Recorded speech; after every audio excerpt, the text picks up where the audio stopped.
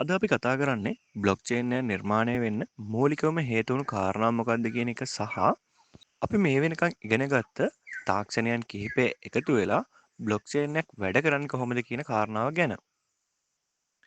එතකොට මෙතෙන්දී මේ අපි ඉගෙනගත්ත තාක්ෂණයන් කිහිපය එකතු වෙලා මේ බ්ලොක්චේන් එක වැඩ කරන විදිහ සරලව තමයි පැහැදිලි කරන්නේ. අපි කලින් වීඩියෝ එකේදී ඉගෙන ගත්තනේ මේ බ්ලොක්චේන් කියන තාක්ෂණය මුලින්ම ඉදිරිපත් කරන්නේ සතොෂි නකමොටෝ කියන අන්වර්ථ නාමයෙන් පෙනී සිටින පුද්ගලයෙකු හෝ කණ්ඩායමක්. ඉතින් මේක මුලින්ම ඉදිරිපත් කරන්නේ ඩිජිටල් කරන්සි වර්ගයක් එළි දක්වන්න. ඉතින් මෙන්න මේ විදිහට ඩිජිටල් කරන්සි වර්ගයක් එළි දක්වන්න හේතුව විදිහට මේ කට්ටිය පැහැදිලි කරලා තියෙන්නේ. අපි මොකක් හරි ගනුදෙනුවක් කරද්දී අපි මේ ගනුදෙනුව ඩිජිටල් විදිහට කරනකොට අනිවාර්යෙන් මේ ගනුදෙනුවට තුන්වෙනි පාර්ශවයක් සම්බන්ධ වෙනවා. ඒ කියන්නේ අපි ගාව තියෙන සල්ලි අපි තව කෙනෙක්ට අන්තර්ජාලය හරහා යවද්දී තුන්වෙනි පාර්ශවයක් සම්බන්ධ වෙනවා මේ අපි අතර සිද්ධ වෙච්ච ගනුදෙනුව සහතික කරන්න. ඒ කියන්නේ බැංකුවක් එහෙම නැත්නම් රජය එහෙම නැත්නම් වෙනත් වගකිව යුතු ආයතනයක් සම්බන්ධ වෙනවා කෙනෙක් ගාව තියෙන සල්ලි තව කෙනෙක්ට යවුවා කියන එක සහතික කරන්න. ඉතින් මෙන්න මේ විදිහට තුන්වෙනි පාර්ශවයක් සම්බන්ධ වෙන්නේ විශ්වාසය, විනිවිදභාවය, ආරක්ෂාව කියන දේවල් සහතික කරන්න. ඉතින් මෙන්න මේ අවස්ථාවේදී තමයි මේ බ්ලොක්චේන් කියන තාක්ෂණය ඉදිරිපත් කරන්නේ. ඉතින් මේ බ්ලොක්චේන් තාක්ෂණයට පුළුවන්කම තියෙනවා විශ්වාසය, විනිවිදභාවය, ආරක්ෂාව සහ බෙදා හරින ලද බව සහතික කරන්න. ඒ කියන්නේ මේ ගනුදෙනු හැම පුද්ගලයෙක් අතරම යනවා කියන එක සහතික කරන්න. ඉතින් තවත් සරල විදිහට කියනවා නම් බ්ලොක්චේන් නෙට්වර්ක් එක මුලින්ම හදලා තියෙන්නේ ඩිජිටල් කරන්සි වර්ගයක් වන බිට්කොයින් වල ආරක්ෂාව තහවුරු කරන්න. ඉතින් මේ වෙද්දී ඔයා මේ වීඩියෝ සීරීස් එක හරියට බැලුවා නම් සෙන්ට්‍රලයිස් නෙට්වර්ක් එකක්, ඩිසෙන්ට්‍රලයිස් නෙට්වර්ක් එකක්, ඩිස්ට්‍රිබියුටඩ් නෙට්වර්ක් එකක් කියන්නේ මොනවද කියලා පැහැදිලිව වෙන් කරලා අඳුර ගන්න පුළුවන්. ඒ වගේම හැෂ් එකක් කියන්නේ මොකද්ද? ඩිජිටල් ලෙජර් එකක් කියන්නේ මොකද්ද කියලා ඔයා මේ වෙද්දී දන්නවා. ඉතින් මෙන්න මේ කියපු තාක්ෂණයන් කිහිපය එකතු වෙලා තමයි බ්ලොක්චේන් එක වැඩ කරන්නේ. මේ කියපු තාක්ෂණයන් වලට අමතර දේවලුත් මෙතෙන්දී පාවිච්චි වෙනවා. ඒ වුණාට මේ ටෙක්නොලොජි එක වැඩ කරන විදිහ ගැන සරල අදහසක් ගන්න අපිට මේ ටික ප්‍රමාණවත්. හරි. බ්ලොක්චේන් එක කිව්වහම බ්ලොක් එකෙන් බ්ලොක් එකට එකතු වෙලා හැදිච්ච චේන් එකක් වගේ අදහසක්නේ අපේ ඔළුවට එන්නේ. ඉතින් ඒ කතාව හරි. මෙතෙන්දි සිද්ධ වෙන්නේ බ්ලොක් එකෙන් බ්ලොක් එකට එකිනෙකට සම්බන්ධ වෙච්ච විදිහට ඉදිරියට ගලාගෙන යන ජාලයක් නිර්මාණය වෙන එක. හරි. දැන් හිතන්න මේ තියෙන්නේ බ්ලොක්චේන් එක නිර්මාණය වෙන එක බ්ලොක් එකක් කියලා. ඉතින් මෙන්න මේ විදිහට තව බ්ලොක් එකක් එකතු වෙනවා. ඊට පස්සේ තවත් බ්ලොක් එකක් එකතු වෙනවා. ඉතින් කාලෙත් එක්ක මෙන්න මේ විදිහට එකින් එක බ්ලොක් එකතු වෙවි තමයි මේ චේන් එක නිර්මාණය වෙන්නේ. හරි. මේ පළවෙනියටම නිර්මාණය වුණ එහෙම නැත්නම් මේ පළවෙනියටම තියෙන බ්ලොක් එකට අපි විශේෂ නමක් කියනවා. ඒ නම තමයි ජෙනසිස් බ්ලොක්. ඉතින් බ්ලොක්චේන් නෙට්වර්ක් එක ජෙනසිස් බ්ලොක් එක කියන්නේ මොකක්ද කියලා අහුවොත් අනිවාර්යයෙන්ම ඔයාලට දෙන්න තියෙන සරල උත්තරය තමයි පළවෙනියටම නිර්මාණය වුණු බ්ලොක් එක.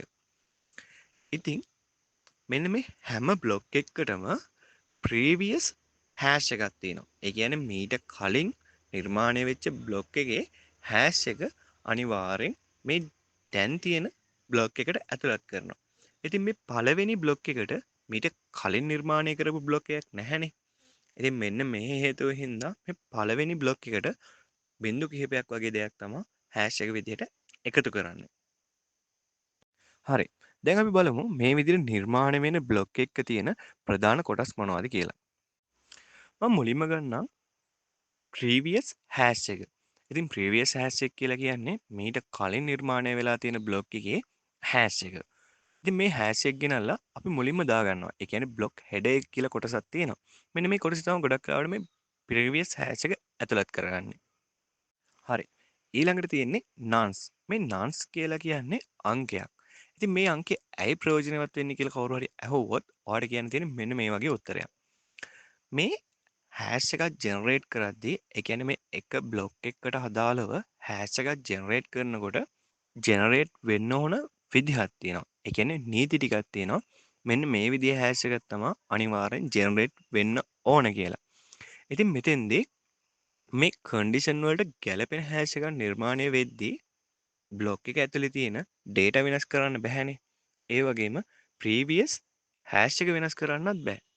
එතකොට මේ බ්ලොක් එක ඇතුලේ තියෙන මේ නන්ස් කියන අංකේ වෙනස් කර කර තමා මේ හෑෂ් එක නිර්මාණය කරලා බලන්නේ මේ හෑෂ් එක අර කන්ඩිෂන් වලට ගැලපෙනවද නැද්ද කියලා. හරි. උදාහරණයක් විදිහට මෙහෙම හිතන්නකෝ. මේ බ්ලොක් එකකට අදාළව නිර්මාණය වෙන හෑෂ් එක බිඳුවෙන් පටන් ගන්න බැහැ කියලා නීතියක් මේකේ තියෙනවා කියලා හිතන්නකෝ. හරි. දැන් එතකොට මේ නන්ස් කියන අංක වෙනුවට 1 දාලා තියෙන්නේ. මේ අවස්ථාවේදී නිර්මාණය වෙන හෑෂ් එක බිඳුවෙන් පටන් ගන්න. ඒ හේතුව හින්දා මේ නන්ස් කියන අංකය ආපහු වෙනස් කරනවා. වෙනස් කරලා ආපහු මේකට හෑෂ් එකක් නිර්මාණය කරලා බලනවා. ඒ නිර්මාණය කරලා බලද්දී ඊළඟට තියෙන හෑෂ් එකත් පටන් ගන්නේ බිඳුවෙන්. ඉතින් ආපහු මේ නන්ස් කියන අංකය වෙනස් කරනවා. වෙනස් කළා ආපහු හෑෂ් එකක් ජෙනරේට් කරලා බලනවා. ඉතින් ඒ හෑෂ් එකත් බිඳුවෙන් පටන් ගන්නවා. ඉතින් මෙන්න මේ විදිහට උත්සාහ කළා කොයිම වෙලාවක හරි මෙන්න මේ කියන කන්ඩිෂන් වලට ගැලපෙන හෑෂ් එකක් නිර්මාණය වුණාම අන්න ඒ හෑෂ් එක තමයි මේ බ්ලොක් එකේ හෑෂ් එක විදිහට ඊළඟ බ්ලොක් එකට අරගෙන යන්නේ. ඉතින් මේ නන්ස් කියන අංකේ ප්‍රයෝජනවත් වෙන්නේ මෙන්න මේ කලින් දීලා තියෙන කන්ඩිෂන් ටිකට. එහෙම නැත්නම් නීති වලට අදාළව මේ බ්ලොක් එකට ගැලපෙන හෑෂ් එකක් නිර්මාණය කරගන්න තමයි මේ නන්ස් කියන අංකේ වැදගත් වෙන්නේ. ඊළඟට තියෙන්නේ ට්‍රාන්සැක්ෂන් ඩේටා. ඉතින් මුලින්ම බ්ලොක් චේන් එකක් ඉදිරිපත් කරේ මුදල් ගනුදෙනු කරන්නනේ. ඉතින් ඒ ගනුදෙනු වල තියෙන தත්ත තමයි ඊළඟට තියෙන්නේ. ඉතින් ගොඩක් වෙලාවට මෙතෙන්දී තියෙන්නේ හෑෂ්. ඉතින් මෙන්න මේ විදිහට සිද්ධ වෙන ගනුදෙනු වල දත්තත් මේ බ්ලොක් එකක් ඇතුලේ තියෙනවා. ඊළඟට මේ බ්ලොක් එකෙන් බ්ලොක් එකට යුනික් වුණ නම්බර් එකකුත් තියෙනවා. ඒකට අපි කියනවා බ්ලොක් නම්බර් එක කියලා. ඉතින් මේ බ්ලොක් නම්බර් එකකුත් මෙන්න මේ බ්ලොක් එකකට තියෙනවා. ඉතින් අවසානයේට මේ බ්ලොක් එකේ තියෙන හැම දත්තයකටම අදාළව අර නන්ස් කියන අංකේ වෙනස් කර කර ජෙනරේට් කරගන්න හෑෂ් එකත් මේ බ්ලොක් එකකට තියෙනවා. ඉතින් ආපහු අපි මුලින් ඉඳලා බැලුවොත් බ්ලොක් එකකට තියෙන දේවල් මොනවද කියලා previous hash එක තියෙනවා nonce කියලා අංකයක් තියෙනවා transaction data තියෙනවා block number එකක් තියෙනවා ඒ වගේම ඒකටම unique වෙච්ච hash එකක් තියෙනවා